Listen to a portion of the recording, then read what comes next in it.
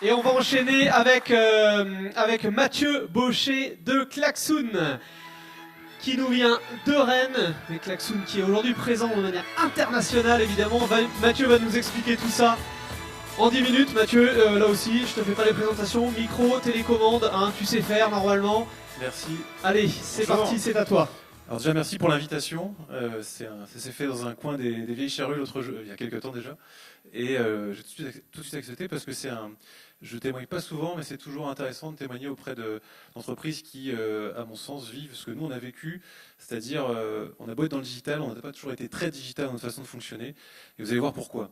Alors Klaxoon, au début de l'aventure, déjà je parle un peu de mon parcours, moi je suis passé par les grands comptes avant, j'ai commencé dans le logiciel chez Daimler, en Allemagne, sur le développement de véhicules autonomes en 2003-2004. Ensuite, je suis rentré chez Valeo sur les métiers de production et notamment là-bas, j'ai découvert les méthodes agiles. Et puis ensuite, le groupe Alten à Rennes. Je suis rentré en Bretagne tout doucement.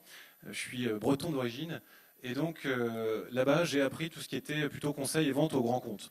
Bon, suite à ça, en mars 2009, je décide d'hybrider toutes ces expériences et puis de mixer le logiciel avec les méthodes agiles et de lancer Regard avec 4000 euros. Alors l'idée, c'est quoi? C'est de faire de la conception logicielle sur mesure autour du travail en équipe. Pourquoi on se lance dans le sur-mesure? Parce qu'on n'a pas d'argent, et puis je rejoins tout à fait ce qui a été dit juste avant. On souhaite d'abord se renforcer, se faire une idée un peu plus juste du marché. On sait qu'il y a des choses à faire sur le travail en équipe, on sait que c'est une révolution qui arrive, le travail avec ses collègues est de plus en plus nécessaire, indispensable. À l'époque, ça intéresse beaucoup les métiers de la formation, qui sont évidemment intéressés à mieux partager la connaissance entre les équipes. Donc on va voir ces gens-là, et puis on leur propose de leur vendre des logiciels sur mesure pour mieux partager les connaissances en interne. Grâce à ça, on va apprendre beaucoup de choses. On va passer de 1 à 40 salariés à peu près en 5 ans, avec des grands comptes parisiens essentiellement qui sont prêts à dépenser beaucoup d'argent sur ces problématiques de formation. Et puis ensuite, à quoi ça ressemble? Voilà, des exemples de projets qu'on a pu réaliser ici ou ailleurs, beaucoup sur le territoire national, avec Schneider Electric, on voit du Thales, on voit Faurecia, on voit Suez, plein de choses différentes, où on va à chaque fois expérimenter, tester quelles sont les différentes techniques qu'on pourrait mettre en place avec le digital pour les aider à mieux partager leurs connaissances. Et là, c'est très très vaste. Hein. On est au moment de la création de la société, donc j'ai précisé 2019. Je ne sais pas si vous vous rappelez de quand est sorti l'iPhone. Je ne sais pas s'il y a des réponses dans la salle. À votre avis, quand est-ce qu'est sorti l'iPhone? 2007, ouais, j'ai entendu là-bas, 2007. Et quand est sorti l'iPad? 2000, bon, je vais répondre 2010, vous n'êtes pas loin. Donc là, dans cette fenêtre de temps très courte, 2007-2010, il y a ces interfaces tactiles qui arrivent dans les entreprises, et tout d'un coup, on imagine beaucoup de choses, on se dit que ça va tout changer, que la 3D, par exemple, des contenus 3D très esthétiques vont pouvoir bousculer les pratiques, et on va accompagner cette transition, mais on va creuser un sillon un peu différent en disant, certes, ces écrans sont superbes, mais tout le monde n'est pas forcément à l'aise pour prendre en main un serious game ou un contenu hyper riche en quelques secondes. Et on va proposer une autre voie qui est celle du quiz, des choses très simples que tout le monde maîtrise depuis des années, du sondage, du vote, du brainstorming avec des post-it, des choses que tout le monde comprend. Et puis ce sillon va nous permettre de nous distinguer sur le marché. Et pourquoi on pratique ça? Parce que, et là ça ressemble beaucoup à ce que, à mon avis, beaucoup d'entreprises vivent au quotidien. Pendant ce temps, il faut gérer les projets, il faut s'organiser, il faut gérer les demandes de vente, d'avant-projet. Et là, on n'est plus du tout digital. Autant d'un certain côté, on est l'iPad, l'iPhone et tout ce qui est le plus excitant, HTML5, etc. Et puis autant en interne, c'est la panique. On a plein de demandes, plein de projets à gérer et franchement, on ne sait pas trop comment faire. Donc ça, c'est une photo de 2011. C'est la répartition des avant-projets en début de semaine. À chaque fois, on se répartit sur quel dossier on va bosser, puis on fait ça avec des bouts de papier. Bon, on se rend vite compte que c'est pas très efficace. Et moi, chez Valeo, on m'a appris un terme qui est resté dans ma tête, qui est speak with data. Parler avec des datas, ne parlez pas dans le vide sans avoir un peu d'éléments tangibles. Et évidemment, quand on est comme ça devant un écran et 3 bouts de papier, il n'y a plus beaucoup de data, c'est un peu l'effusion et on se rend vite compte que, d'ailleurs, Aurélie qui est là était très efficace, elle prenait vite la parole et elle avait toujours très vite un planning hyper ajusté et puis les autres n'avaient plus que quelques bribes d'équipes disponibles, quelques bouts d'équipes disponibles. Donc on va essayer d'aller plus loin et on va essayer de mettre du digital dans ces problématiques qu'on rencontre en interne. Et on va commencer à introduire les méthodes agiles par le digital dans nos processus de gestion de dossiers et de clients. À quoi ça ressemble un peu plus près? On a un exemple ici, ça ressemble comme un tableau d'idées digitalisées. Donc on va voir ici autant de dossiers qui étaient, donc ça c'est une photo d'une semaine en 2013. On a ici Thomas qui gère Thales Microelectronics, Necma, Total, Thales, etc. avec à chaque fois un potentiel de vente qui est indiqué, puis une deadline à répondre. Et avec tout ça, en rendant visible en fait le problème et les informations clés, on va beaucoup clarifier notre processus interne. Et puis on va se rendre compte que certes, il y a plein de technologies formidables, mais qu'avec des petites solutions très simples, on peut gagner beaucoup de temps. Et en 2014, on est à un moment clé dans l'entreprise où on se dit c'est super, on bosse avec plein de grandes entreprises, entreprises en forte croissance, mais on reste bloqué du côté des grandes entreprises qui sont les seules à pouvoir s'acheter nos services.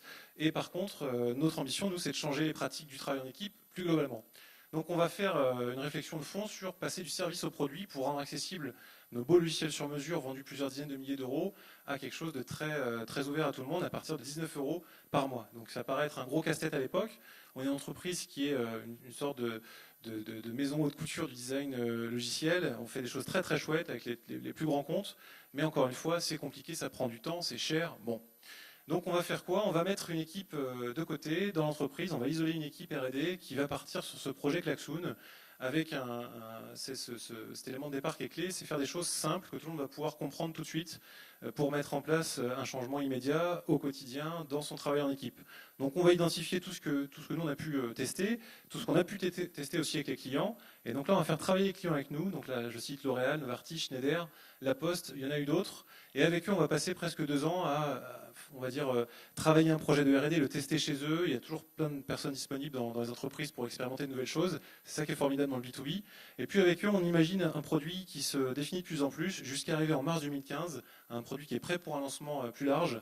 Et là, on fait les choses bien, on fait les choses en grand. On est jusqu'ici, encore une fois, une entreprise service. On n'a jamais eu de produit.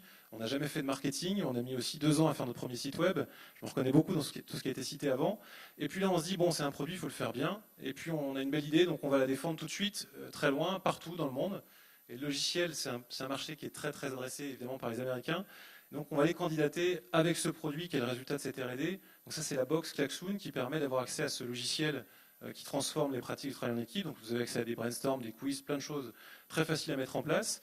Et on va aller jouer avec ce produit directement au CES à Las Vegas, entre autres, sur les bons conseils d'un client. Et ça, c'est un moment de shift dans l'entreprise. Vous avez les équipes qui sont à la conception à droite, qui croisent dans le couloir les kakémonos. Alors c'est un terme, je ne sais pas s'il est toujours d'actualité, roll-up, kakémono. Bref, on se force à sortir des très beaux visuels, des choses très claires autour de notre produit. Et c'est pas du tout une pratique normale dans l'entreprise. On est encore en train de le développer à droite, que déjà, c'est parti, il faut qu'on communique dessus. Et ça, c'est vraiment un effort qu'on a fait sans avoir aucune connaissance en marketing ou en communication. On l'a fait à 5-6 autour d'une table en se disant, bon, qu'est-ce qu'on veut vraiment dire, quels sont les mots importants, qu'est-ce que tout le monde comprend, et puis en appelant les proches, les amis, etc. On arrive très vite à un discours qui est finalement très clair. Donc ces kakémonos sont toujours utilisés aujourd'hui, ils ont changé de forme, de taille, etc. Mais les messages sont restés à peu près les mêmes. Et on va gagner pas mal de choses avec cet effort marketing.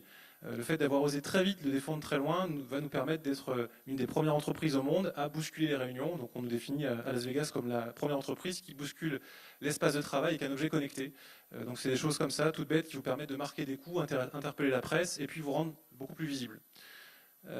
Alors on va aussi transformer complètement l'entreprise. Je ne vous ai pas montré les photos d'entreprise avant, vous avez aperçu quelques virages. Rappelez-vous de ce mur de bouts de carton qui n'était pas forcément très digital et très moderne. Ben là, on fait l'effort de se rendre très visible, d'être lisible même, de pouvoir accueillir n'importe qui à la volée, et lui permettre d'avoir une expérience avec le produit qui est très qualitative. Et tous les métiers vont se transformer. On est au moment où les métiers là changent. On n'est plus sur des métiers de conseil, on est sur des métiers d'accompagnement. Et tout le monde va faire l'effort. Ça va prendre du temps, on va mettre 1 an à se transformer. C'est pour ça qu'on va faire une première levée de fonds. Cette levée de fonds, on ne l'avait jamais pratiquée jusque-là. On est encore une fois une entreprise autofinancée.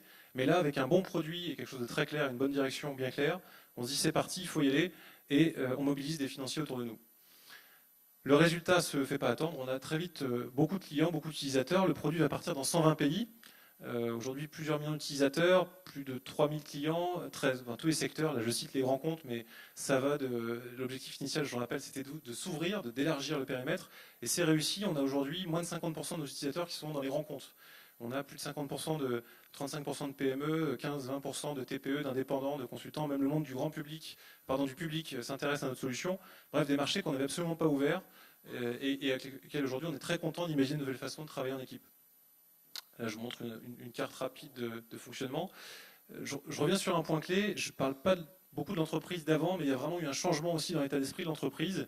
À partir du moment où on a fait les choses en grand et on a souhaité prendre soin de notre belle idée et qu'on a pu identifier cette zone précise sur laquelle on avait vraiment une très grande valeur ajoutée, beaucoup d'énergie se sont libérées. Donc je rejoins ce qui a été dit tout à l'heure sur la notion de passion et de trouver ce sur quoi vous êtes vraiment le meilleur.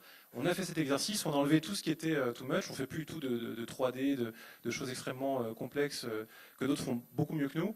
Et puis on s'est concentré sur ces choses simples à l'échelle des méthodes agiles qu'on peut mettre en place au quotidien. Et ça nous a emmené vraiment partout. On a découvert de nouvelles dimensions. On voit ici, la première fois, on va à New York avec la boxe qui gagne un prix. Les premières boxes envoyées dans le monde entier pour L'Oréal, 60 pays. Le premier salon au CES et les fins de journée qui sont absolument éprouvantes pour ceux qui ont été.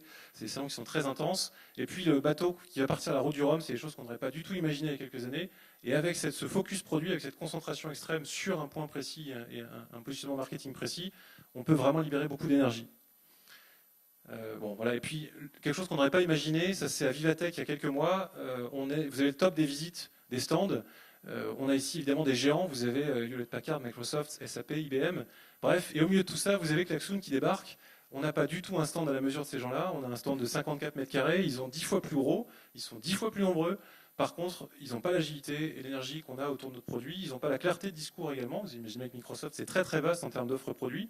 Et aujourd'hui, et je pense que c'est vrai sur tous les marchés, quand vous arrivez avec une vraie concentration et un impact très fort, vous pouvez vraiment bousculer les géants. Et aujourd'hui, on discute presque d'égal à égal face aux clients avec ces gens-là. Ils viennent nous voir en disant, écoutez, on ne comprend pas, les clients sont intéressés par ce que vous faites, travaillons ensemble. C'est des choses qu'on n'a pas du tout pu imaginer il y a encore quelques temps. Voilà, et là c'est une vraie photo de l'équipe, c'est les mêmes personnes. L'histoire fait que à droite vous avez toujours Aurélie et Annabelle qui étaient présentes sur la première image, et aujourd'hui c'est comme ça qu'on bosse sur nos outils qui sont devenus en plus nos outils du quotidien. Donc là vous avez un brainstorm Klaxoon qui est utilisé pour gérer les idées, gérer les ventes. Toujours cette notion de montrer les idées, de montrer les datas et de ne pas parler dans le vide. Voilà. Parfait, bravo, merci Mathieu.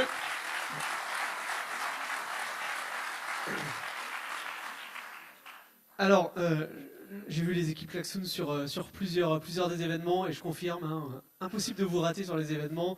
Le dress code il est impeccable, les klaxons, etc. Donc on joue sur, vous êtes vraiment malin aussi dans votre approche client. Moi j'avais une question sur le côté, on a beaucoup parlé de Lean Startup, de démarche itérative, de toujours rester au contact du client, etc. Il n'y a pas longtemps j'entendais par exemple quelqu'un comme Fred Mazella de Blablacar, où les salariés de Blablacar, certains, je ne sais plus si c'était le lundi matin ou autre, devaient covoiturer pour avoir le feedback avec des vrais covoitureurs, etc. pour voir qu'est-ce qui peut clocher dans l'application, qu'est-ce qu'on peut améliorer, comment on peut innover. Comment est-ce que chez Klaxoon, on fait pour rester en contact permanent avec les clients et continuer à innover? Alors on a aussi une démarche un peu différente de ce qui se fait dans le logiciel. Dans le logiciel, je peux parler de plein de logiciels que vous avez peut-être achetés. Il y a souvent une distance très grande entre le client et la plateforme.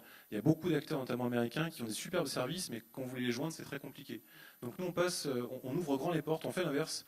On a ouvert le campus à Rennes, donc là c'est un lieu de 1500 m² qui est pensé pour accueillir les clients. Il y a en permanence des centaines de personnes chaque mois qui viennent à Rennes, et c'était pas du tout possible avant. On nous disait Rennes, c'est loin de tout. Pourquoi j'irai à Rennes? Aujourd'hui, les grands comptes viennent à Rennes, passer du temps avec nos équipes. Également à Paris, on a ouvert une boutique, Klaxoon Store, qui est la première boutique sur le travail en équipe. Et en fait, il y a plein de coups comme ça à faire. Il y a plein de coups très simples. Quand vous allez au bout de votre démarche, vous dites, c'est vrai, pourquoi est-ce que, si vraiment on veut changer la façon de travailler en équipe, pourquoi est-ce qu'on n'accueillerait pas en permanence les clients? Et donc, vous pouvez bousculer les codes dans tous les domaines. C'est ce qu'on a fait sur le logiciel en allant ouvrir les portes de nos équipes, de nos espaces à nos clients. Donc, avec cette discussion permanente, on est très en veille et beaucoup plus en veille qu'à l'époque. Très bien. Une question également. Est-ce que vous en avez une pour Mathieu dans la salle? Oui, non, pas de question? Si? Jean-Luc, à la fois partenaire, utilisateur, etc. Donc tu as un regard averti sur la solution Klaxoon. Oui, tout à fait. C'est pas tellement une question, c'est deux remarques. La première, merci, parce que 200 salariés aujourd'hui, quand on arrive à avoir le chef qui se déplace à l'archipel à Fouesnant, on en est assez fiers. Donc merci Mathieu, parce que d'habitude c'est ses collaborateurs qui viennent. Comme quoi les vieilles charrues, un soir des vieilles charrues, hein, on est prêt à tout. Hein. Et Jean-Luc est très fort. et la deuxième, c'est pour compléter, et je pense que ça va intéresser vraiment tous les gens qui sont dans la salle. La meilleure des choses, entendre c'est une chose, voir c'est beaucoup mieux. Il faut savoir que tous les jours, vous pouvez vous inscrire à des trucs en webinar ou en présentation directement par Internet. Vous mettez vos collaborateurs dans une salle avec une télé et pendant 1 heure, ils vous expliquent en fonction du thème ou du domaine où vous êtes ce qui peut vous apporter. Et au bout d'1 heure, en général, vous achetez, quoi. Et vous Merci montez en pour le coup de compétences. pub, merci.